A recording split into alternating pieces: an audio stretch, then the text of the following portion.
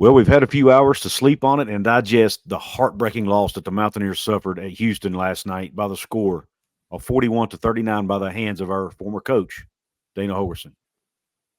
And I brought along a guest to talk about it, and we're going to do that right after this word from our sponsor. Ladies and gentlemen, this episode is brought to you by Dutch Miller Automotive, where friends and family pricing means you get the best deal right up front on any new or pre-loved vehicle in stock every time. With brands like Chevrolet, Chrysler, Dodge, Jeep, Ram, Kia, Hyundai, Ford, GMC, Buick, and Subaru, the Dutch Miller Automotive family is always growing and ready to put you in the car or truck you've been searching for. Check out our inventory across West Virginia at DutchMillerAuto.com or come in today to the home of friends and family pricing, only at a Dutch Miller Automotive store near you. What is up, college sports fans, Big 12 fans, fellow members of Mountaineer Nation? Welcome into another edition of Couz's Corner. Grab yourself a bar stool and belly yourself up to the bar and let me serve you up this shot of top shelf college football content on tap today. We are reviewing, recapping, whatever you want to call it, last night's loss to the Houston Cougars. We're going to talk about some positives to take away, obviously the negatives. And Jorden Couz from Country Roads Webcast, who's my guest today, are going to we're just going to chat about it, man. And I wanted to bring a guest on to do this, and Jorden was kind enough to join me today. So, Jorden, first of all, man, thank you for coming on with me today. Absolutely, man. Appreciate you having me on. I know it's tough to come on here and talk about it when it's, a loss, especially a heartbreaking loss like that one. Sometimes it's a chore, but, that's part of the gig, I guess, when you're doing this is having to talk about it after, a loss as well as after the wins. And we've got to do it more after wins than losses this season. Unfortunately, this one's coming after, a heartbreaker for sure. So, I'm sure we were both kind of reluctant to do it, but, having each other to lean on, that's probably going to help us a lot here because it's a session where we can, vent a little bit and maybe it be a little bit of therapeutic for us because I think we all need it as West Virginia fans after that one. Absolutely, man. You got that right. And that's like Jorden and I were talking before we hit record here. I know I'm pretty sure he went live last night, as did I. Mm-hmm. And I think for the first several seconds of the live stream, I was just staring at the screen because I was speechless, man. I didn't know what to say. Yeah. It's stunned silence, man. That's the way that's what's crazy is because I was, so excited about us scoring the touchdown that once the Hail Mary happened, I literally almost didn't react to it. It was like just a stunned silence that I was just like you can't believe like that just happened. Like, and you would think, you'd be yelling, cussing, at the screen a little bit, and maybe a little bit after that I was, but immediate reaction, just nothing, just blank, empty. I was just sitting staring at the TV screen. Like, what did that really just happen? And I remember I was having my oldest daughter, or actually my two oldest daughters and their boyfriends were watching it with me. And, of course, they're Mountaineer fans too, especially one of them. And we're, of course, when the touchdown happened, we're jumping up and down and screaming. I was flipping Dana Holgorsen the bird. I mean, I was. I did the same thing. I can't lie. In my living room, dude. And of course, my wife's texting me, "Be quiet," because she's in the bed, and because she has to get up really early. And it's just like, dude, I was so excited. I was like, I don't even care if she's mad at me. We're gonna win this game. Yeah. And then, I was in the process of fixing my thumbnail and everything for my post game live stream, and I didn't even see the flag. So I didn't know what happened. And next thing you know, a few seconds later, I'm sitting in stunned shock. And I remember my daughter saying, "There's no way they're going to win." And I said, "I have seen Hail Marys work before, so it's not over yet." And lo and behold, it worked. And I unfortunately, that's what I said. Yeah, and got a chance to tune into Dana's press conference today, and he said he'd never seen, a Hail Mary or had that happen in his 32 years of coaching. And I know as long as I've been watching football, I've never had it happen for my team or been a victim, of a Hail Mary until that one. I've seen it happen, plenty of times across football, but when it happens to you, it's certainly a gut-wrenching feeling. And I was like you, I didn't see the penalty either. I was celebrating Hudson Clement's touchdown. Actually, my wife had came into the kitchen at the time, and I literally was explaining to her. I was like, no, you don't understand. I was like, that's a West Virginia kid. Dana said this and this about West Virginia people. I was like, and he just scored the touchdown. And I was like, so happy. I was about to have, tears of joy coming out of my eyes type feeling. And then I remember afterwards, I'm just sitting there in stunned silence, like they just scored. And because I didn't say anything, but she knew, and she just came in there and she just kind of hugged me. And I was like, oh, I think I needed that at that point more than anything. Yeah, really. It was two opposite feelings within, a short time frame. It was tough to deal with. Yeah. Jorden, before we move any further, man, would you please let everybody know where they can find you at? Yeah, absolutely. Appreciate that. We're Country Roads Webcast. Got a couple co-hosts, Steven and Brad as well, that join me for the long form podcast episodes that we release twice a week, game preview podcast, game review podcast. And then we do a couple live streams on the YouTube side as well, where we can chat with you all throughout Mountaineer Nation. One where we get your all's predictions for the game, and then another where I cover snap counts, injury updates, and do a projected depth chart throughout the week. And then in the meantime and in between time on the YouTube channel, you can find roster updates, recruiting updates, things like that. Just try and cover Mountaineer sports and cover Mountaineer basketball a little bit with that coming up as well. So check us out on YouTube. Give us a subscription. You can find us on any podcast platform you like as well. I appreciate that, Couz. No problem, man. I wanted to let you plug your work. You do a good job over there. Let's dive right into the game now, man. What are some? We got to look at some positives. There were some positives in this game. It's hard to focus on those, but I think it's important we do so. What were some positives in your mind that we can take away from this game? I think the biggest standout's got to be the offense's emergence of the passing game for sure. I think that they felt like they were going to need that in this game. They maybe were a little bit concerned about the Houston middle of that defensive line, particularly that nose tackle that had a pretty good game, stopping some of West Virginia's running game, and that ended up being the case. So luckily for West Virginia, it seemed like they had game planned to be able to open up the passing game a little bit, and we saw them be able to do that in this game. So I think for everything that we were kind of disappointed with in the first 4 games, really kind of turned a new leaf in this game, at least offensively. Now you just need to get the offense and the defense synced up within the same game. That would be great to see. But I think certainly the passing game was probably my biggest takeaway from this game. And Garrett Greene, I know you get a little bit of up and down with him, as is the case with him. And one thing I said in the past was kind of that final sequence was like the perfect Garrett Greene in a nutshell, what you're going to get with him, because you get the long touchdown to Hudson Clement that could win you the game, but then in the same breath, he gets the penalty that, is costly for you.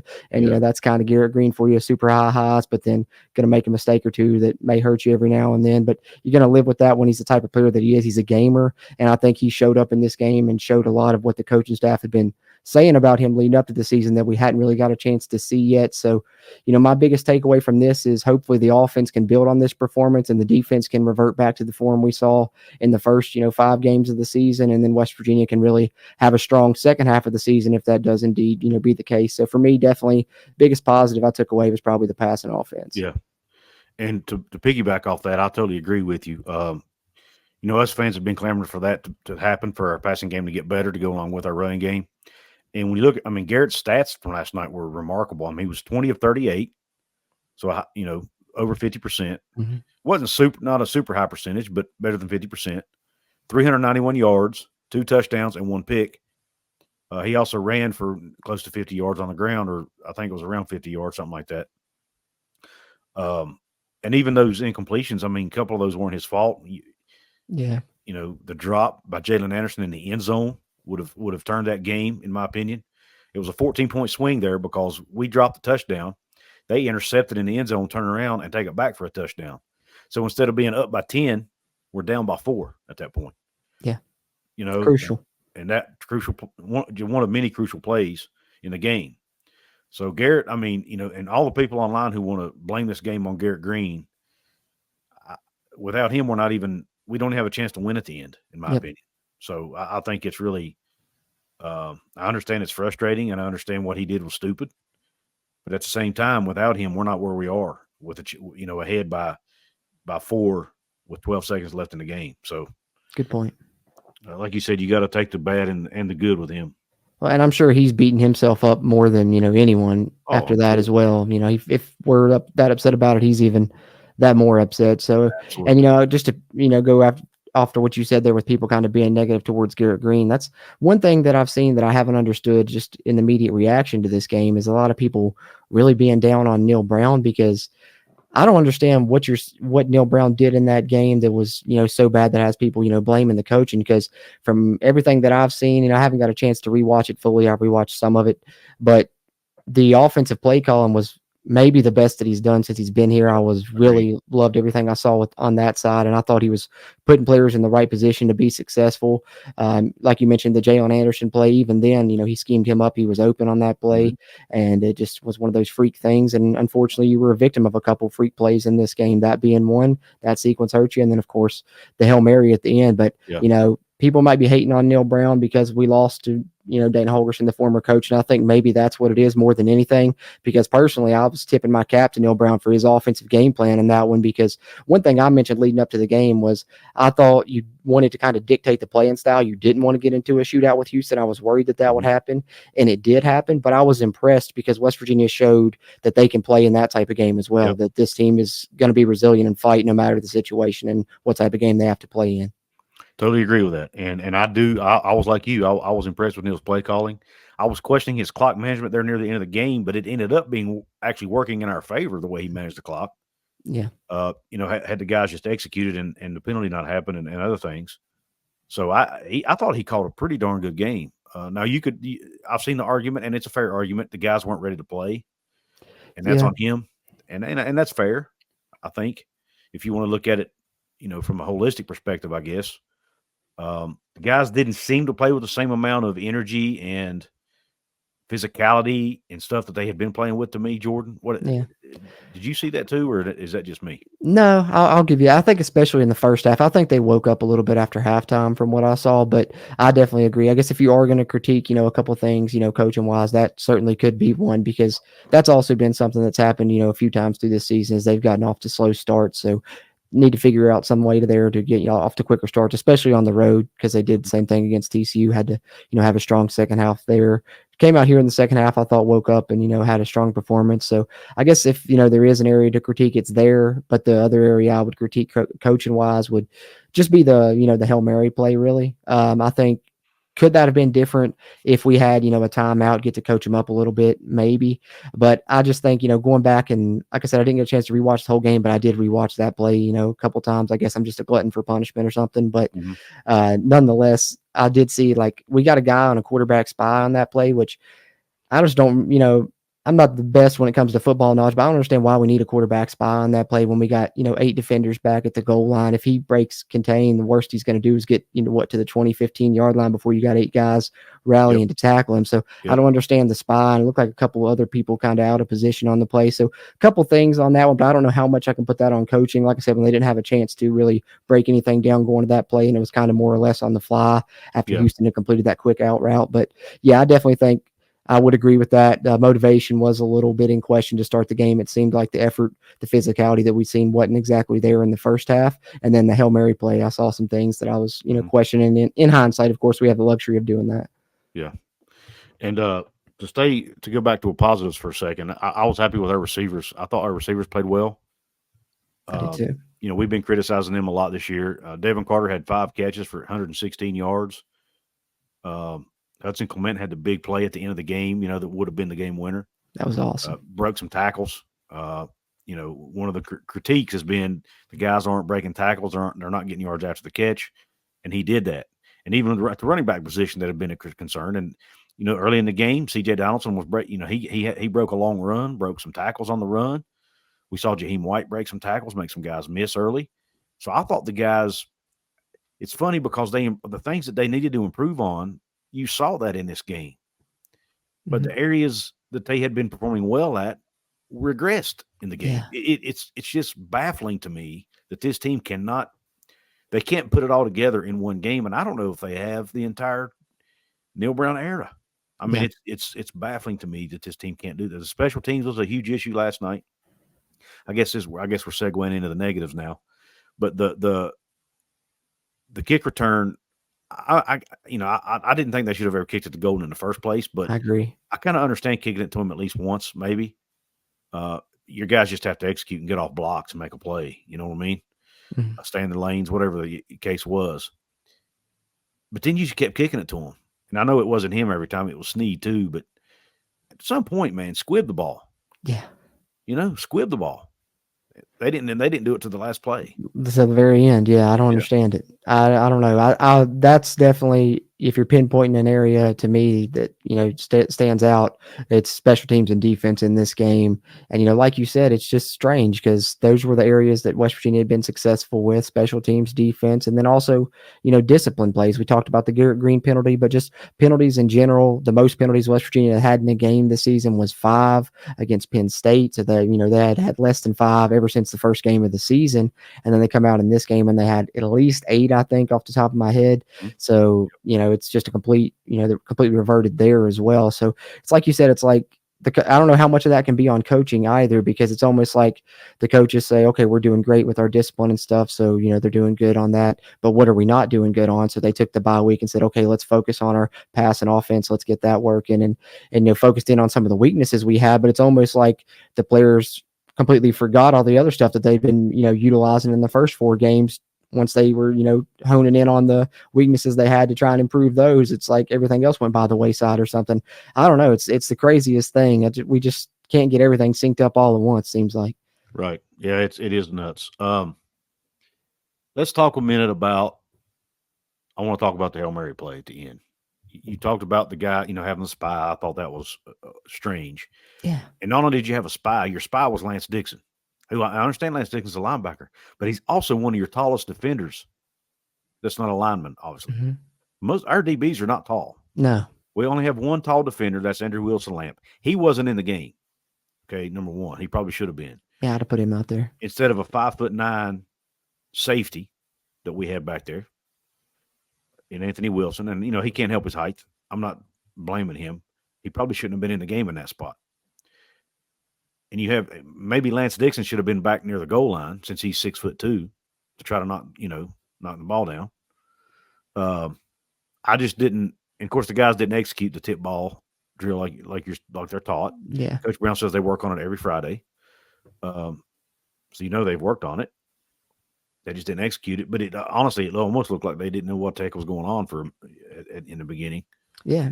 I mean, the broadcasters called it out on the thing. They're like, West Virginia just kind of, they said that we were like lackadaisically walking back or whatever. And I don't know, man. That's what I said. I think it would have been a lot more beneficial if maybe Houston would have called a timeout, or if we'd had one left, and just get a chance to just kind of see where everybody's head's at, make sure they know what they need to do on this play. Because I think it's maybe just one of those situations, like heat of the moment, guys aren't thinking straight. Because if you watch on the replay, they're not going up with intention of swatting that ball, knocking it down, or knocking it 20 yards down the field. They're going up with intentions to catch the football. Yeah, and that's the first thing I said when I watched it. I said, stop trying to be a hero and knock the ball down. That's just what you get taught from the early age, or from an early age of football.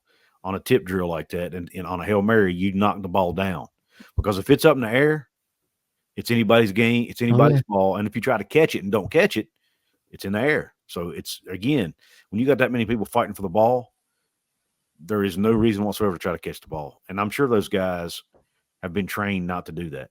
Well, and it just can't happen when we have, 7 guys back, 6 or 7 guys back there versus their, 4 receivers. And also, I mean, correct me if I'm wrong, but once the ball's tipped, can you not just straight up, I mean, you could just tackle the other receivers down there once the ball's touched, can you not?